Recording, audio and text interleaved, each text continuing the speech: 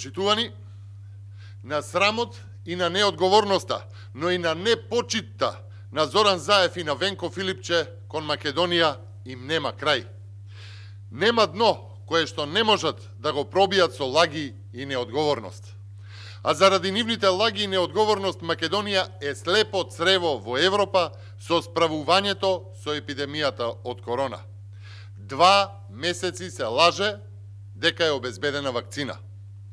И Зоран Заев денеска повторно, само и само, во маркетиншки цели, на скали пред суд, посочи дека договорил вакцини сега од Србија.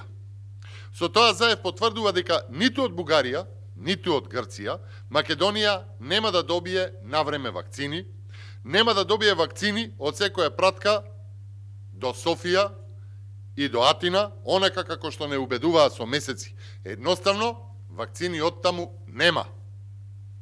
Тоа значи повеќе од 2 месеци Заев и Филипче лажеа за обезбедени вакцини и за почеток на вакцинацијата. Бугарија и Грција се вакцинираат повеќе од 20 денови, во Албанија вакцинацијата започна минатата недела, Србија почна прва во регионот во декември, а Македонија се уште брои заразени и за жал починати од корона. За вакцина нема ни В. Заев и Филипче убедуваа дека вкупната бројка на заразени нема да биде повеќе од 2000 лица. За денес да има 89.000 вкупно заразени, со црна бројка од над 2700 загубени животи поврзани со епидемијата. Само денеска 13 лица ја загубија борбата со пандемијата. Се потврди тоа што го предупредувавме со недели, дека владата и преку своите интернет гласила лаже и шири лажни вести за вакцинацијата во Македонија.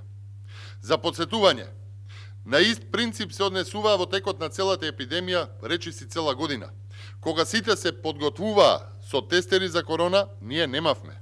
Сите создадоа систем за економска заштита од корона, ние блескавме, еве го резултатот сега, неголема смртност во регионот поврзана со корона и држава во економска рецесија. И држава која што нема абер за почнување на процес на вакцинација против короната. И за жал, ниту денес Заев и Филипче знаат кога точно ќе дојдат вакцините, ниту колку вакцини би дошле, ниту колкав број на вакцини се потребни во Македонија. Останува прашањето колку животи чини ова доцнење и оваа неодговорност, па и колкумина ќе останат со тешки последици заради доцнењето на вакцините.